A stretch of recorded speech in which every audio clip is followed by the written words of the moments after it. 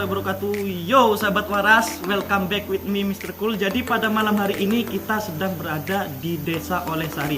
So here today we will discussing coffee and we are gathering with some people from Olesari. Jadi pada malam hari kita akan berdiskusi tentang kopi dan kita berkumpul-kumpul bersama beberapa masyarakat yang ada di Olesari. Di sini saya ditemani oleh Mas Fahmi, Mas Izat dan rekan-rekan dari Santri Salafiyah Santri SAD dan juga beberapa dari warga sekitar Olesari, dan tidak lupa juru rekam kita yakni Pak Wisnu yang sangat kece di sana. Halo. Loh kok saya nyapa? Hahaha. Jadi kita yang pertama akan mengadakan namanya baca Rotibul Haddad bersama. First we will read Haddad together, and secondly we will discuss something about coffee. Jadi kita hanya punya dua bahasan sih. Yang pertama kita akan membaca Haddad bersama, yang kedua kita akan membahas tentang kopi. Bagaimana kopi itu, filosofi kopi ini bagaimana, itu akan kita bahas pada video di malam hari ini juga di Desa Olesari tepatnya. Jadi Desa Olesari ini one of the most unique village in Banyuwangi. Jadi Desa Olesari ini adalah salah satu desa yang paling termasuk unik di Banyuwangi, karena masih banyak desa-desa yang lain yang unik. Kenapa? Karena di sini setiap tahunnya mengadakan yang namanya festival Seblang.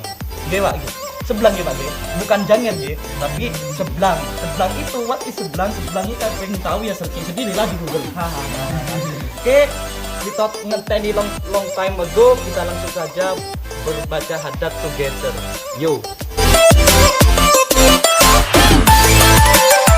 Assalamualaikum warahmatullahi taala wabarakatuh, sahabat waras dan saudara-saudaraku di manapun saja. Malam ini kita akan meminta kepada Allah Subhanahu wa taala, terutama kita meminta untuk negeri kita ini, agar harapannya di dalam permintaan kita bisa kita semuanya mendapatkan cinta dari Allah Subhanahu wa taala, dan bisa kita mendapatkan cinta dari baginda Nabi Muhammad SAW, dan mendapatkan cinta dari kedua orang tua kita dan juga dari guru-guru kita. Hai sahabat waras, kita jangan salah, di dalam tuangan kopi ini mempunyai sejuta permintaan secangkir kopi, oke? Dimana semua itu ada dalam Rotibul Haddad. Mari kita bersama-sama untuk membaca Rotibul Haddad, tentunya untuk negeri yang kita cintai ini, Republik Indonesia. Allahumma sholli ala sayyidina maulana Muhammad.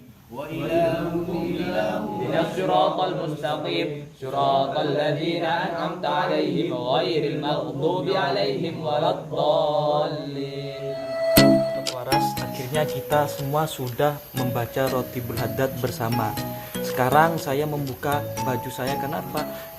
Karena saya akan menikmati secangkir kopi ini. Segelas deh, ini segelas, bukan cangkir. Perlu diketahui ini gelas bukan piring. Nah, jadi saya menikmati segelas kopi hitam. Perlu diketahui sahabat waras, kopi ini di dalamnya itu ada serbuk-serbukan, serbuk-serbuk kecil, partikel-partikel kecil. Jadi ini mengajarkan saya bahwa everything start from a little thing. Jadi semuanya itu berasal dari sesuatu yang kecil. Jadi dari serbuk-serbukan kecil kopi ini bisa menjadi minuman yang sangat nikmat. Dan perlu sahabat waras ketahui bahwasanya sedikit ini tentang info tentang kopi. Jadi kopi itu berasal dari bahasa Arab yang namanya kohwa, pakai kof ya, kohwa. Nah, kemudian berubah lagi dari bahasa Turki menjadi kahveh, jadi kahveh. Kemudian berubah lagi oleh orang Belanda menjadi kopi e, kopi e. Kemudian berubah lagi oleh orang netizen plus 62 menjadi kopi. Disempurnakan lagi oleh orang Indonesia. Namun di Indonesia ini banyak beragam macam kopi. Yang paling utama there are two coffees, Robusta and Arabica. Jadi yang paling utama yang dari Indonesia ini ada Robusta dan Arabica. Cuma di berbagai macam desa pasti punya namanya kopi yang aneh-aneh dan unik. Nah, it depends on the location. Jadi itu tergantung dari lokasinya tersendiri. Oke, sahabat waras, jadi ini saja intermezzo dari saya. Kita akan langsung masuk ke intinya, yakni diskusi tentang kopi yang akan dipimpin oleh Mas Uzat dan Mas Fakih. Yo.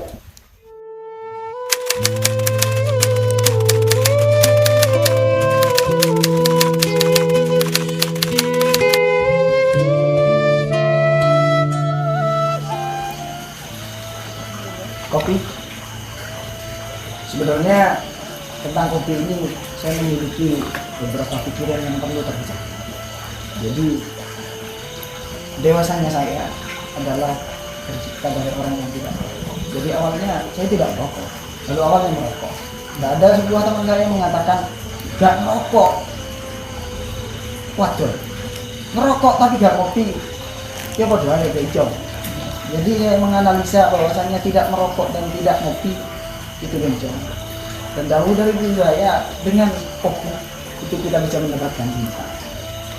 Nah, itu yang saya analisa. Jadi saya penuh berpikir yang sangat tidak masuk akal sekali. Kadang saya berpikir malah jatuh lagi, terbang malah jatuh lagi. Jadi ada beberapa pertanyaan tentang kopi. Apa sih kopi itu? Apa sih manfaat daripada kopi? Jadi tidak ada jabatan di depan kopi. Itu yang menjadi aneh-aneh dan ingin terpecahkan. Jadi monggo yang bisa menjelaskan.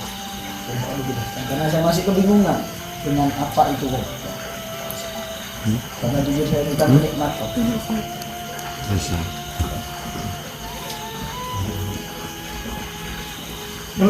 Menurut Dani, kopi itu apa sih? Kopi itu hitam. Wadik.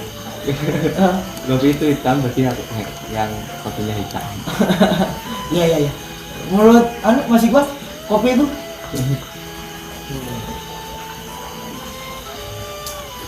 Kalau menurut saya, kopi itu enak. enak. Ya, enak. Menurut sampean kopi itu Kalau menurut saya kopi itu enak, juga bisa untuk kuat ya. Berjuta inspirasi. Mas Kikin, kopi itu gimana menurut sampean? Kopi ini enak dan murah ini Mas. Iya. enak. Top kopinya orang Indonesia.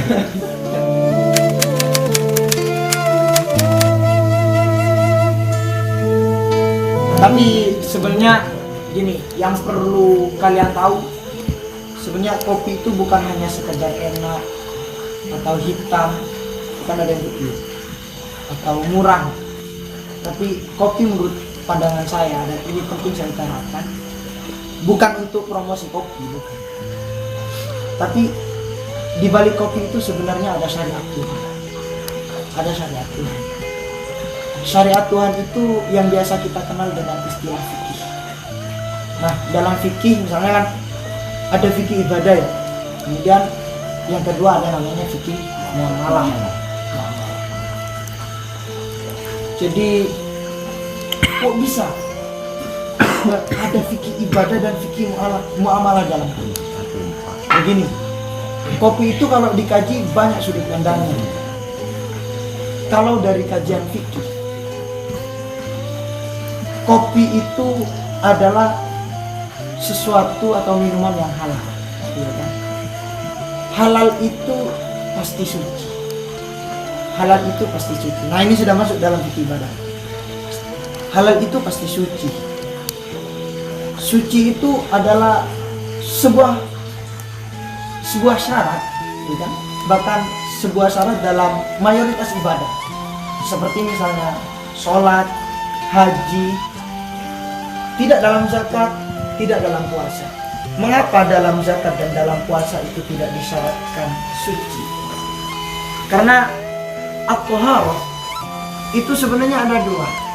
Suci itu kan kalau bahasa Arabnya itu at-thaharah. Thaharah itu ada dua. Ada yang dinamakan at-thaharah zahirah, ada yang dinamakan at-thaharah batinah. At-thaharah zahirah itu artinya sendiri adalah bersesuci yang dohir, dan at-tahara batina itu bersesuci yang batin. Bersesuci yang dohir itu ya seperti wudhu misalnya, kalau kita untuk menghilangkan hadas kecil, ya kan. Kalau hadas besar dinamakan dengan mandi, kan, seperti itu. Itu disyaratkan dalam sholat dan haji. Kalau at-tahara batina itulah yang disyaratkan dalam zakat dan dalam puasa. Apa itu at-tahara batina? Bagaimana kita mempelajari hati kita, kan, seperti itu. Hati kita jauh dari segala sesuatu yang dilarang oleh Tuhan. Itu sebenarnya puasa. Ini momennya momen puasa, kan. Puasa itu jangan dipandang hanya sebagai menahan lapar dan minum, tapi puasa itu jauh dari itu. Puasa itu di samping mengajarkan kita untuk memahabesarkan Tuhan dengan menjauhi larangannya, ya larangan-larangan puasa ya, ketika berpuasa.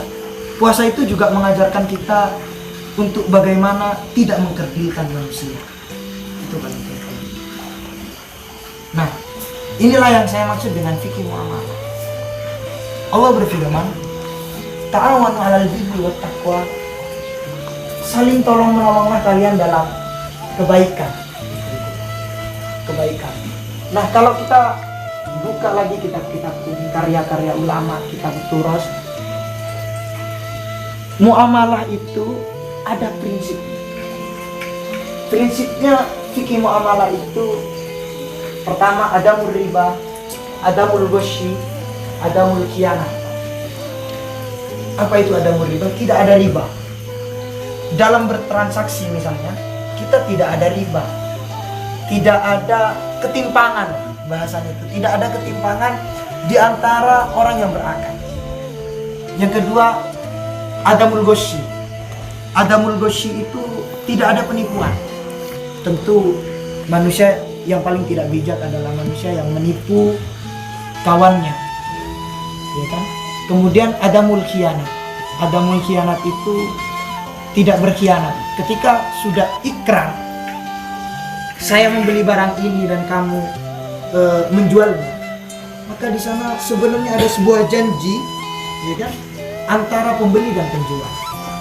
Tidak boleh ada khianat.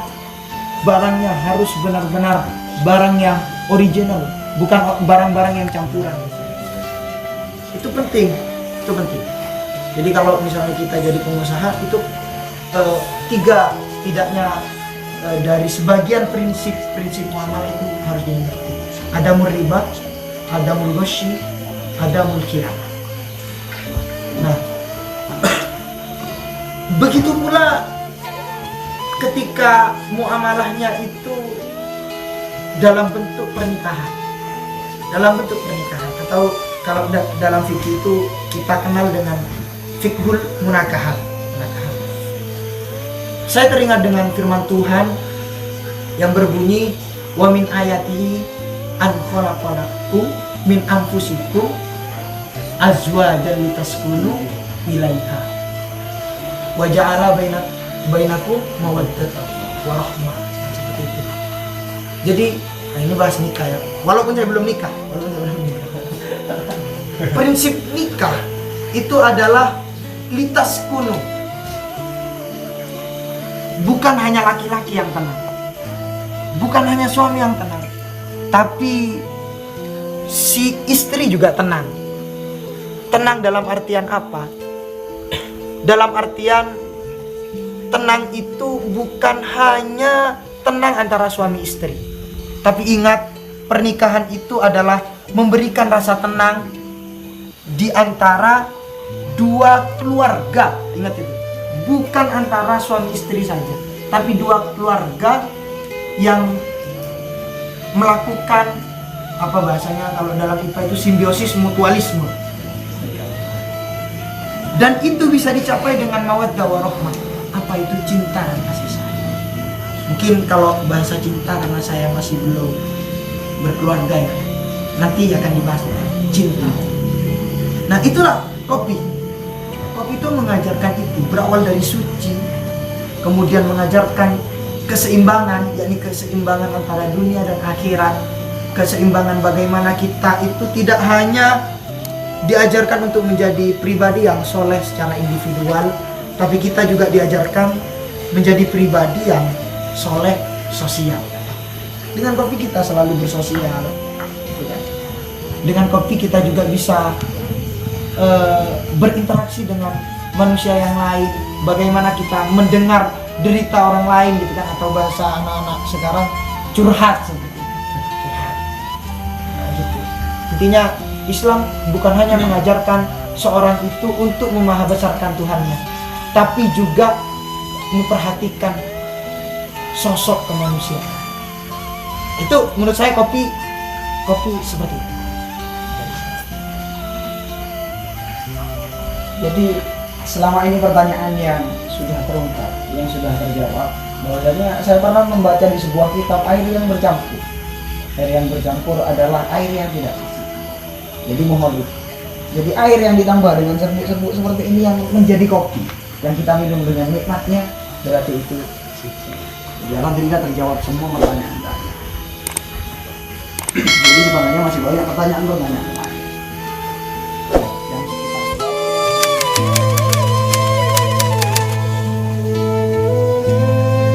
Mungkin dari Ojib gimana? Kopi itu Kopi kalau kita pandang atau lihat dari sisi filsafatnya, dalam filsafat itu ada cara belajarnya. Yang pertama itu historis, yang kedua itu sistematis, yang ketiga itu kritis.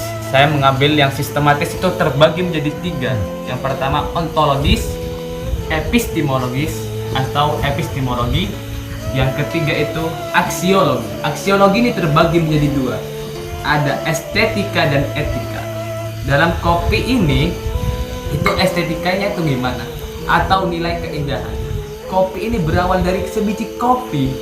Nilai keindahannya itu bisa dijual di pinggir jalan, bisa dijual di kafe, itu bermacam-macam. Jadinya kalau kita masukkan dalam kehidupan, kamu itu berawal dari apa, sehingga sangat berharga bagi agama, berharga bagi masyarakat, bangsa dan negara. Itu yang bisa kita ambil dari nilai estetika kopi, dari sebiji kopi yang ditanam oleh petani dan dipanen oleh petani, langsung dibuat kopi. Dari sebiji kopi bisa masuk dalam warung pinggir jalan, kafe, sangat bernilai sekali. Jadinya manusia itu kita terbuat dari apa, tapi kita itu bernilai di mata masyarakat maupun baik agama dan negara. Terus yang kedua etika.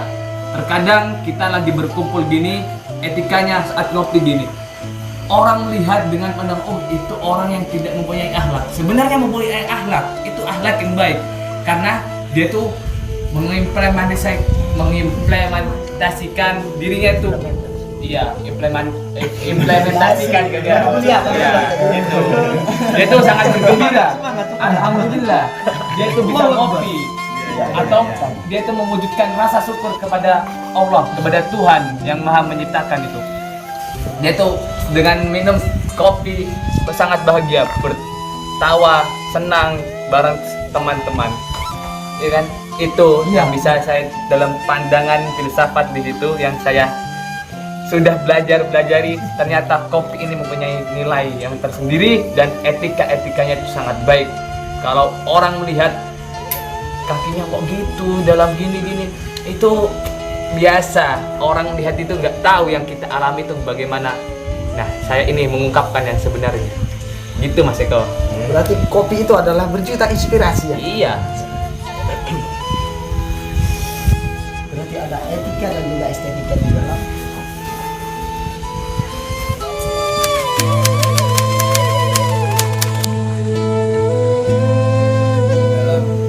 Akhlak, di dalam masak, di dalam etika, di dalam kesucian, dan segala macam sudut aspek dari makna dari kopi.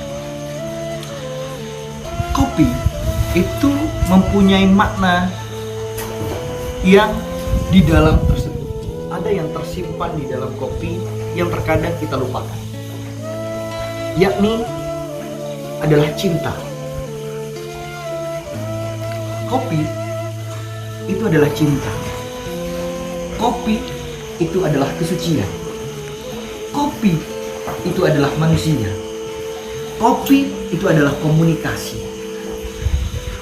Dan kopi adalah bisa mengantarkan kita bagaimana kita berkonsep dalam hidup sesuai yang diajarkan oleh baginda Nabi Muhammad SAW.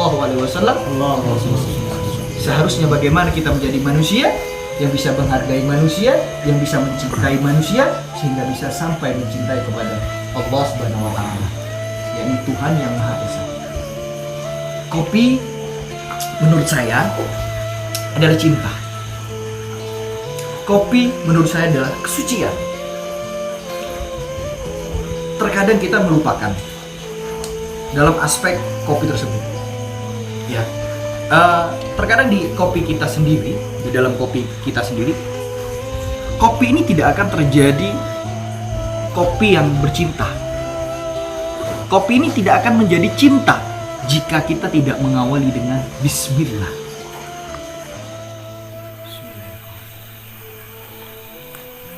Alhamdulillah. Kopi adalah suatu ciptaan dari Allah Subhanahu wa Ta'ala yang khusus untuk diberikan kepada seluruh manusia. Artinya, kita tidak bisa membedakan semua manusia. Sejatinya, manusia selalu diciptakan di hatinya adalah kebaikan. Saya tidak pernah setuju dengan orang berkata bahwasanya orang si A lo jelek, orang si B lo baik. Pada dasarnya Tuhan yang Maha Esa sudah menciptakan di dalam hatinya adalah suatu kebaikan. Hanya saja rasa tersebut yang berbeda. Terkadang rasa tersebut ada rasa pahit dan rasa tersebut ada rasa manis. Jika kita selalu merasakan rasa manis, kita tidak bisa menikmati rasa pahit tersebut.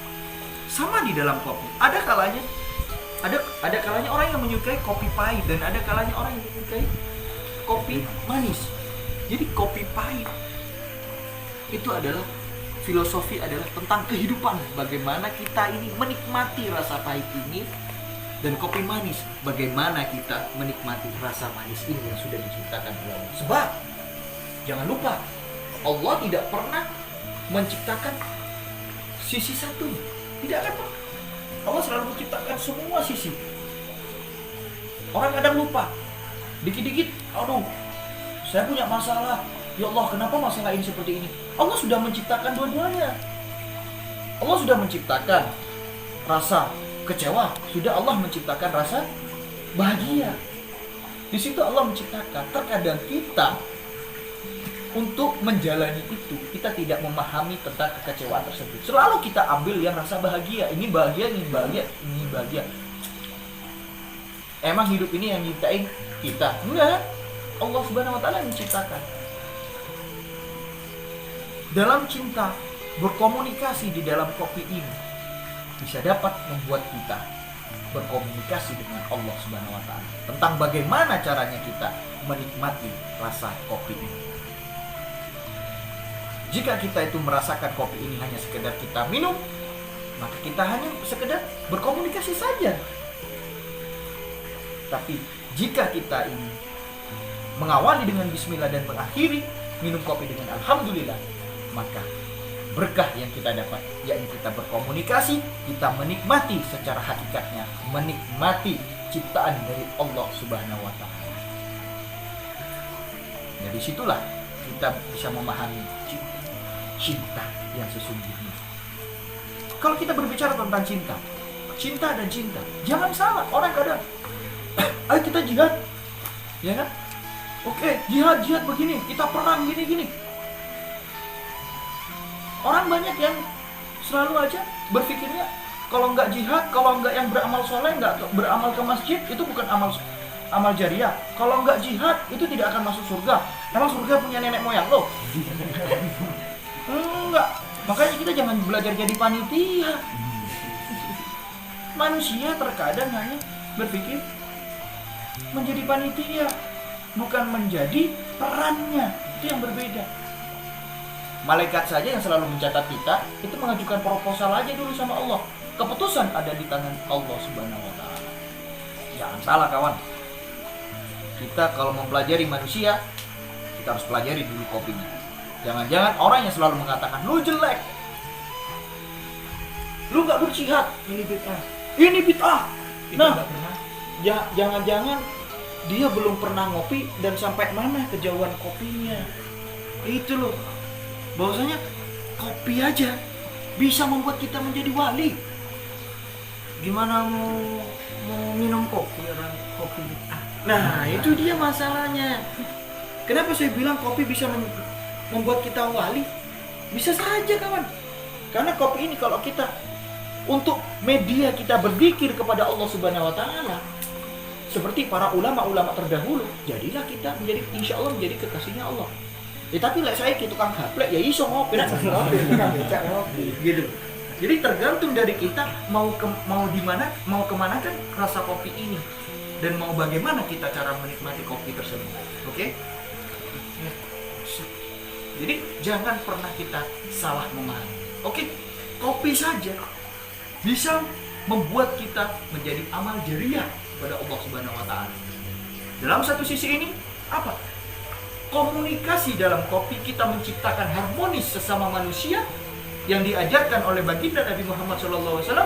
Itu juga bagian dari jihad. Kita menciptakan rasa cinta yang harmonis.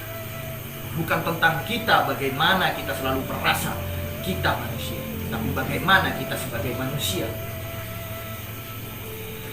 Oke? Dari situlah kita bisa pahami makna dari berkomunikasi dalam cinta ngopi. Oke? Itu jangan salah. Artinya, jikalau kita kopi kita ini kita buat sekedar lu mah nggak kaya. Kalau sudah orang kadang perbandingannya begini ya. Ada di ngopi di sini. Contoh kita di sini nih, kita berkumpul nih kopi. Kopi bisa menjadi murah, kopi bisa menjadi mahal. Tadi yang dibilang sama Mas Ozim, ada aspeknya ya kan. Kopi bisa dinikmati di kafe, bisa dinikmati di pinggir jalan. Kalau kita mengambil satu sudut di mana tempat tersebut, kita akan membedakan. Itu kaya. Di sini miskin. Ingat kawan, apapun bentuknya kopi, dia hanya sebatas sebiji kopi. Artinya, tidak ada di dunia ini yang bisa kita miliki. Semua adalah hakikatnya punya Allah Subhanahu wa taala. Apa yang mau kita banggakan? Gak ada yang bisa kita banggain. Andai kata jasad kita dan ruh kita yang hanya tidak diambil oleh Allah Subhanahu wa taala, tapi semua diambil oleh Allah Subhanahu wa taala. Harta kita, baju-baju kita, rumah kita, mobil-mobil kita yang kita banggain, katanya begitu kan? Ini mah kerja keras gua kan, kayak gitu kan? Wah, ini yang bahaya. Kalau udah diambil semua, udah telanjang semua manusia kawan. Jelas manusia akan telanjang. Apakah saya harus bertanya, Zim, lu kaya sekarang? Kan nggak ada sudah, sama-sama telanjang. Apa yang mau kita banggakan? Semuanya akan kembali kepada Allah Subhanahu wa taala. Nikmati kopi tersebut sesuai dengan niat kita. Niat kita adalah merasakan nikmat dari Allah Subhanahu wa taala. Kita bisa menciptakan kebaikan di dalam berkomunikasi dengan media kopi. Disitulah amal jariah untuk kita kepada hablum minan nas. Jika kita berkomunikasi dengan medianya kopi, kita berzikir kepada Allah, mengingat atas ciptaan Allah yang kita nikmati, mensyukuri apa yang Allah ciptakan kepada kita, maka hubungan kita adalah hablum minallah. Disitulah letak dari rasa cinta kopi. Bisa membawa kita ke aspek manapun. Yang terpenting bagi kita adalah dalam berkomunikasi, berkesucian dengan kopi, ataupun kita berharmonis di dalam kopi, niatkan di dalam hati kita selalu menyebarkan kebaikan. Karena kunci dalam kebaikan adalah kunci keberkahan. Sudah membuka satu level pintu Di mana pintu tersebut kita buka, pintu tersebut kita akan bertemu dengan barokah.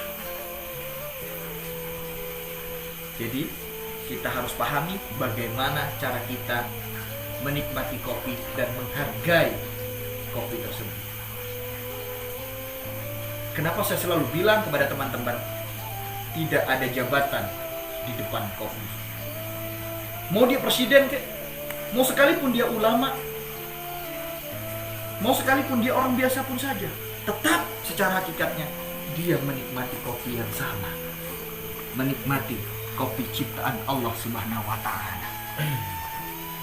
Yang selalu membatasi adalah diri kita, bukan kopinya, tapi diri kita. Jika kita salah menikmati dalam kopinya, dengan membatasi kita dengan diri kita, nih gua, maka kopi ini tidak akan merasa kopi. Ini hanya sebuah media yang harus kita minum saja. Tapi kopi jika kita maknai dengan kita bermediasi, kita berkomunikasi dengan baik, bagaimana konsepnya hablum minallah dan bagaimana konsepnya hablum minannas, barulah kita bercinta dengan Allah Subhanahu wa Ta'ala dan bercinta dengan baginda Nabi Muhammad sallallahu alaihi wasallam. Mungkin hanya itu dari saya tentang makna dari cinta kopi dan makna kesucian dari kopi dan makna dari seluruh aspek tentang menghargai, tentang kebaikan dari segala unsur kebaikan-kebaikan rasa manis di dalam ciptaan Allah, yakni kopi. Oke? Allahumma sholli ala Muhammad. Jadi kita sudah selesai membaca hadat bersama dan mendiskusikan sedikit tentang kopi. Jadi kesimpulannya adalah kembali lagi, a little thing called love start from a small thing. Jadi sesuatu yang kecil yang dikatakan cinta namanya itu bermula dari sesuatu yang kecil, yakni kopi. Jadi dari kopi, dari kesusah payahan para petani, dari satu biji ke biji yang lain hingga dijadikan kopi instan seperti yang sudah habis saya minum ini. Jadi kita bisa belajar dari sini. Jadi little thing called love start from small thing. Jadi sedikit sesuatu yang kecil yang dikatakan cinta itu bermula dari sesuatu yang kecil. Jadi jangan pernah meremehkan sesuatu yang kecil. Saya Rana Dwi Arisandi atau Mr. Cool, thank you for watching. Assalamualaikum warahmatullahi wabarakatuh. Yo.